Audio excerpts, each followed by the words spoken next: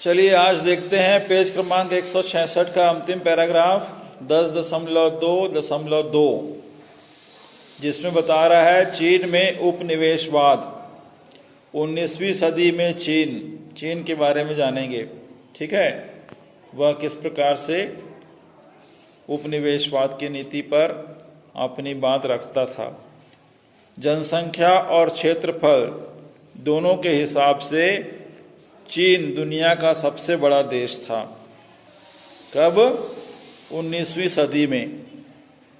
17वीं सदी में चीन में मांचू वंश का शासन था।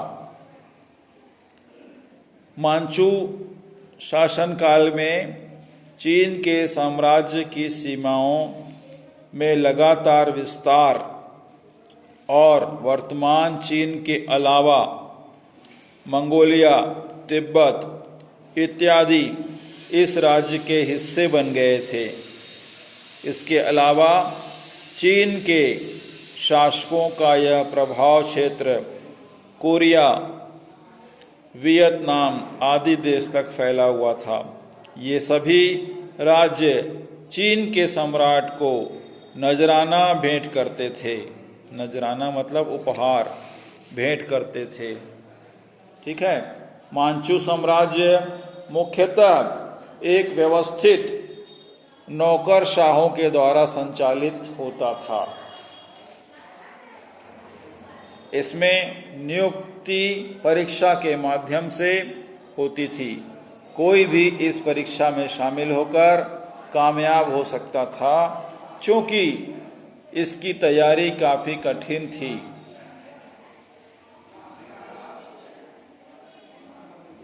इसकी तैयारी कठिन थी। उसमें केवल संपन्न कुल के लोग ही भाग ले पाते थे। संपन्न परिवार के लोग भी भाग ले पाते थे। चीन का समाज मुख्यतः खेतीहर समाज था। खेतीहर मतलब खेती करने वाला, खेतों में काम करने वाला। ज़्यादातर आबादी अपनी आजीविका के लिए खेती पर ही निर्भर थी। राज्य की आय का मुख्य साधन खेती पर लगाया गया लगान था। लगान की वसूली के लिए अधिकारियों का एक विशाल समूह तैनात था। कृषि के अतिरिक्त चीन में खनन एवं विनिर्माण उद्योग भी विकसित था। चीन में नमक, चांदी, टिन और लोहे की विस्तृत खानें थी, जहां पर चीन के खुद के उपयोग लायक खनिज अयस्क प्राप्त हो जाता था। चीनी मिट्टी के बर्तन और रेशम के कपड़ों के लिए चीन हमेशा प्रसिद्ध रहा था। पूरे दुनिया से व्यापारी चीन में इन वस्तुओं को खरीदने के लिए आते थे। चीन में औषधि के रूप में पिया जाने वाला एक पेय पदार्थ था चाय। 18वीं सदी में यूरोप में बहुत लोकप्रिय हुआ। इसके बाद चाय के व्यापार के लिए चीन में यूरोपीय व्यापारी आने लगे। संक्षेप में अगर कहें तो चीन अपनी जरूरत की सारी वस्तुओं की पूर्ति खुद से ही कर लेता था। यह एक तरह से आत्मनिर्भर अर्थव्यवस्था थी। कब? 19वीं शताब्दी में। ठीक है, चीन के शासक चीन को बाहरी देशों में के किसी भी तरह के प्रभाव से मुक्त रखना चाहते थे। इसलिए उन्होंने विदेशी व्यापार पर कड़ा नियंत्रण स्थापित करके रखा था। विदेशों के साथ व्यापार करने के लिए 3 बंदरगाह अधिकृत कर रखे थे, जिसमें था कैटन, मकाओ और निगम्बो। 3 बंदरगाह इस नाम के वहाँ पर चीन के शासकों द्वारा अधिकृत थे। यूरोपीय व्यापारी चीन में इन्हीं बंदरगाहों तक जा सकते थे। यहाँ से चीन के स्थानीय व्यापारी समूह विदेशी माल को पूरे चीन में ले जाते थे और चीन की जो वस्तुएं उन्हें चाहिए होती थी उसे विदेशी व्यापारियों को दे देते थे। इन्हीं बंदरगाहों में यूरोपियों की बस्ती थी। इस प्रकार से वहाँ उपनिवेश था। बिल्कुल पूरी चालाकी के साथ चीन व्यापार में अपने आप को मजबूत रखा हुआ था, आत्मनिर्भर रखा हुआ था। ठीक है, अब देखते हैं अंग्रेजी व्यापार और अफीम युद्ध। यूरोपीय व्यापारी लगातार यह कोशिश कर रहे थे कि उन्हें चीन से व्यापार करने का मौका मिले। चीन के साथ व्यापार करने से भी सबसे पहले डच कंपनी को सफलता मिली।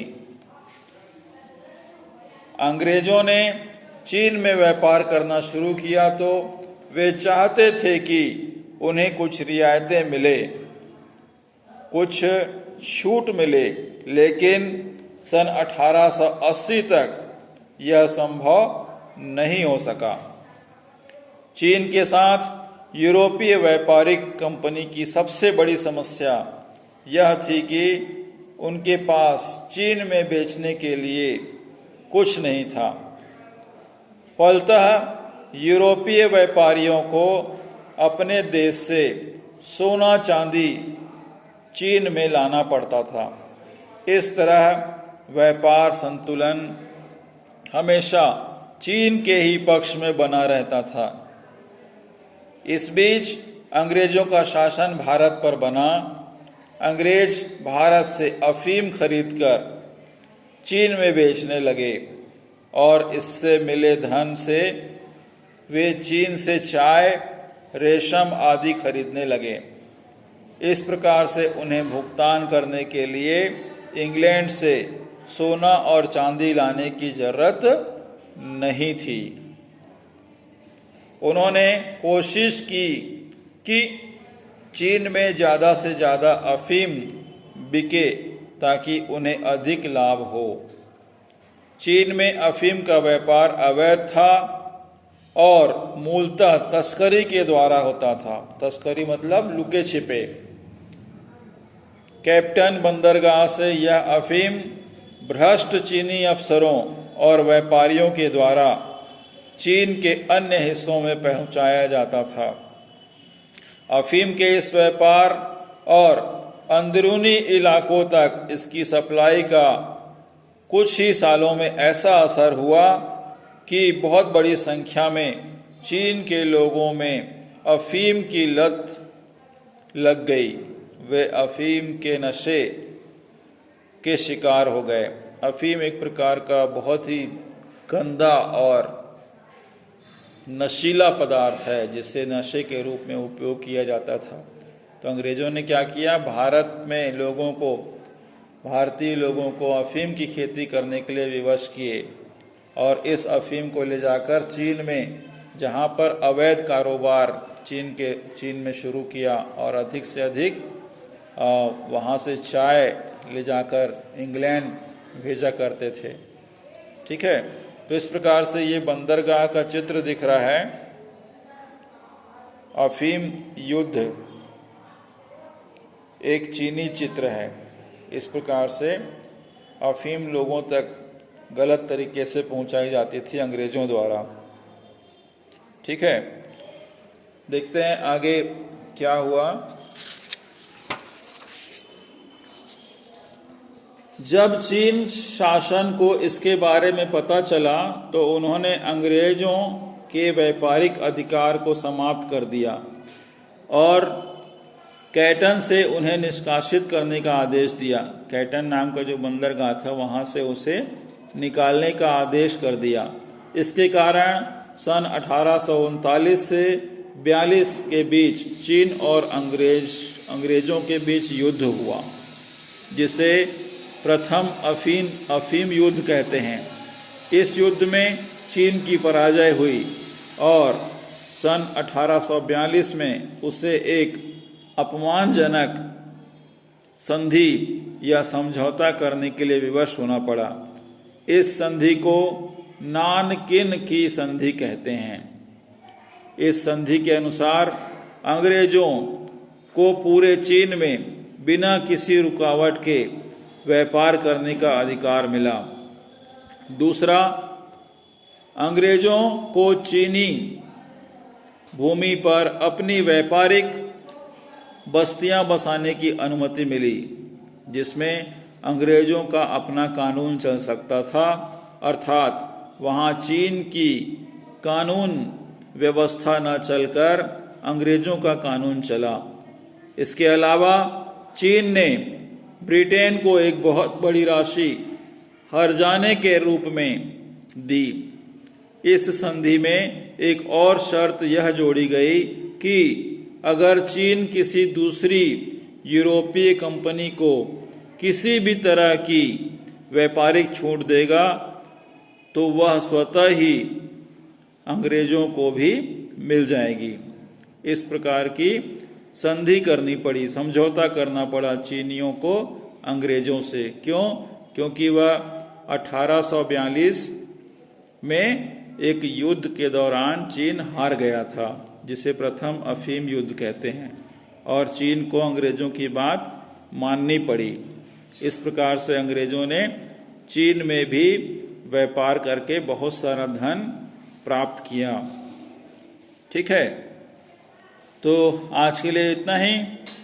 आगे की पढ़ाई कल करेंगे। आप पेज क्रमांक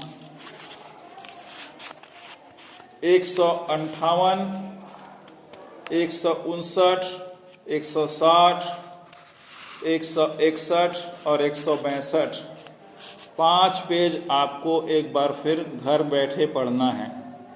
ठीक है, इन 5 प्रश्नों के बीच से आपसे 5 प्रश्न किए जाएंगे। 5 पेज में से 5 प्रश्न किए जाएंगे। उन प्रश्नों का उत्तर आपको लिखकर हमें 11 बजे तक भेजना है। ठीक है, तो कल हो सकता है आपसे प्रश्न किया जाए। उससे पहले आप सभी अपना अपना प्रयोजना कार्य लगातार कंप्लीट करते रहें। बहुत ही जल्द आप लोगों को इसे कब जमा करना है इसका निर्देश मिलेगा, और जैसा बताया जाता है वीडियो में वैसा ही आपको करना है। सभी वीडियो देखें, वीडियो सुनें, वीडियो को समझें और घर पर रहते हुए अनुशासन का पालन करें। ठीक है, आज के लिए इतना ही। आपका बहुत बहुत धन्यवाद।